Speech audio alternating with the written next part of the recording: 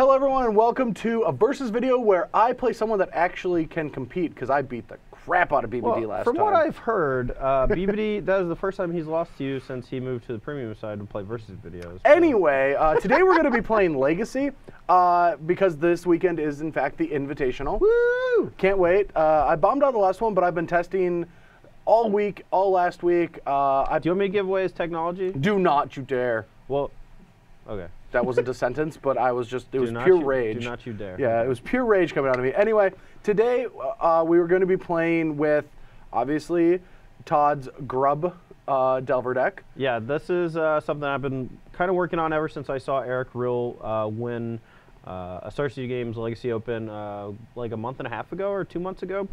Basically, it was just all the cards that the Delver decks play, all kind of in one shell, and brought it all together with Young Pyromancer, and I just love that card. It's so good in Legacy, and I just want to try to put in everything. But. And then we're going to get to what I'm playing in the next deck tech, where pretty much that's just going to be a above the curve red zone about Todd and I just arguing about the merits of the deck. But let's just talk about yours first. All right, so if you take a look at the actual deck list, we have you know, normal creatures that you normally see in these Delver decks, which is 4 Delver Secrets, which flips into Insectile Aberration, simply because you have such a high quantity of instants and sorcerers in your deck.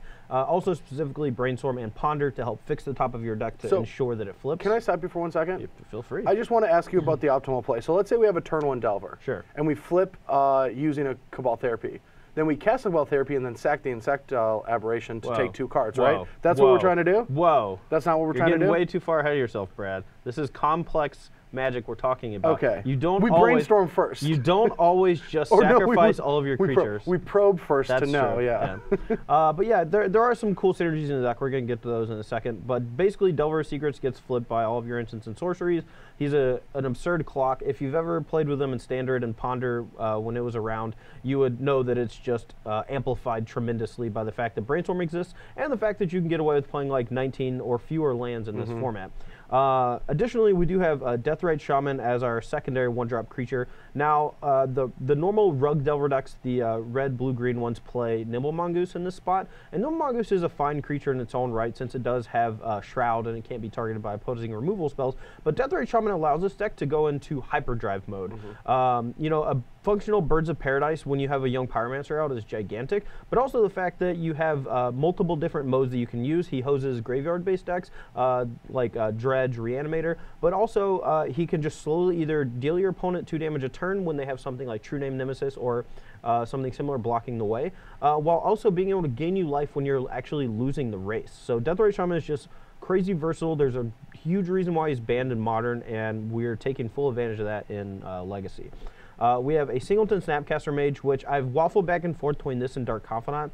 I think I like Snapcaster Mage more because being able to buy back removal spells like Lightning Bolt. He also has Virtual Haste as far as gaining card advantage is concerned, whereas Dark Confidant dies pretty quickly, very easily.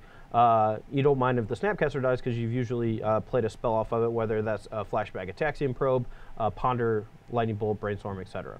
The heart of the deck and the best creature in the deck, I think, is Young Pyromancer. And now, that says a lot because of how strong Delver is, but Young Pyromancer is almost always the creature that I win the game with because my opponents usually kill my Delver when it comes into play, and they don't have a removal spell for Young Pyromancer. That's the 1-2 punch, right? Yeah, and if they don't have 2 removal spells to deal with that, or if you just have another Young Pyromancer to follow it up, you can just overwhelm them with these tokens, and even if they have something like True Name Nemesis, they absolutely need an equipment to go along with it to shut it down. The main combo of the deck is Young Pyromancer with Cabal Therapy, and as you can see, we have all these nice bearded Chris Van Meter tokens as our elementals. But basically with Cabal Therapy, you can sometimes just name the you know, an important card that your opponent has. But if you have perfect information with Gitaxian Probe, you can usually Cabal Therapy away the exact cards that you know they're in their hand, while also generating tokens off Young Pyromancer, which gives you a creature to use the flashback on the Cabal Therapy. So this 1-2 punch with Young Pyromancer and Cabal Therapy, sometimes accompanied by Gitaxian Probe, just strips away their whole hand of all relevant interactions. And now one of the most powerful interactions that for this deck, and you said it, was that the Young Pyromancers are the heart of the deck, but you are running these 1-drops that are also very threatening to a lot of players, and they're going to kill these first before the Young Pyromancer ends up dying. one of the other great things is if you lead with Deathrite Shaman and I don't want to lose Young Pyromancer and I have swords in my hand, you can actually probe me, then play the Young Pyromancer, and then put Cabal Therapy on the stack.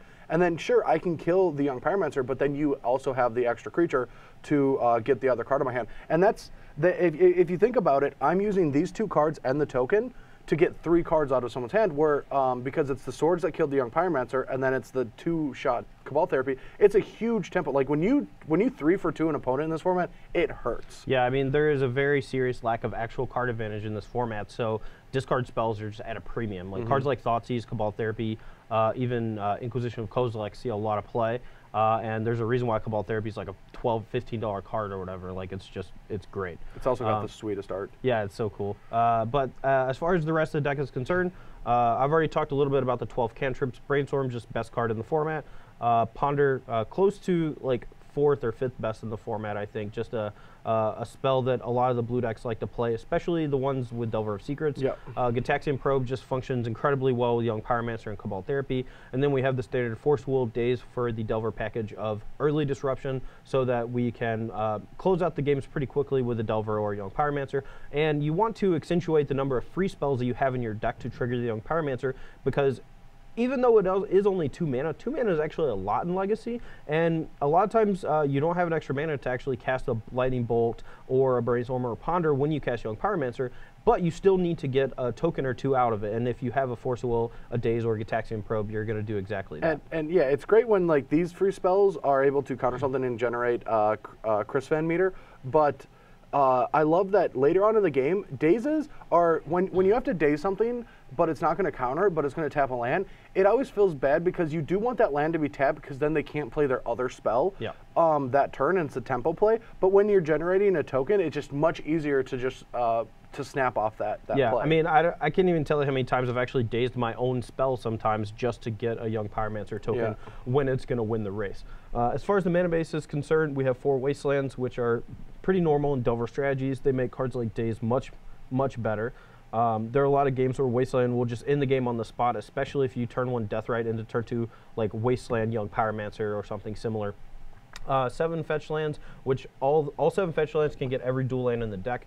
We have 7 blue duals and 1 bad lands to help us out when we're kind of like awkward on mana sometimes, especially after board, because we have Abrupt Decay. So a lot of times after board, we're going to want to fetch Tropical Island into Badlands. And even though this isn't an island and doesn't cast that many spells, being able to cast Cabal Therapy or Lightning Bolt or Deathrite Shaman is pretty important. So, I can definitely see that. All right, guys. Well, that is the main deck for Grub Delver. Let's go and take a look at the board, and then we'll get to Brad's deck tech. And then I'm going to beat him 5-0 like I did BBD earlier this week. I do remember when we played this matchup online, I beat you. All right, so our board gives us a few more options against things that are particularly annoying. Abrupt Decay is great against other Tarmogoyf decks, giving us a cheap way to kill it, while also being an out to counterbalance, which is a huge threat to this deck.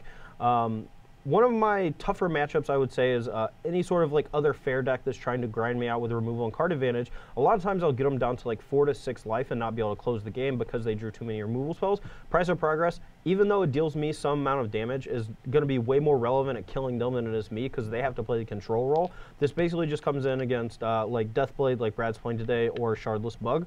A couple of Flusterstorms against combo decks, a couple of Forkbolt against Elf combo, as well as just more cheap removal against other creature-based decks. 2 Ancient Grudge because it kills artifacts, etc. A Vendilion Click as an extra threat that's also disruptive. A second Snapcaster Mage for when I bring in more cheap removal spells. Like the games will slow down. Yep, they're going to have a lot of removal, so I just want guys that gain card advantage. 1 Relative Mental Blast against Counterbalance, Show and Tell, things like that. And then a Singleton Sylvan Library to go along with the same mentality of they're going to try to grind me out, and I can just use this as palm 3 cards a turn or whatever. So yeah. All right, guys. Well, that is Grub Delver. Yeah, we'll see you in a minute for Brad's deck tech, and then we're gonna get. It'll be less than a minute. Yeah. They don't have to buffer that long. All right. See you in a sec.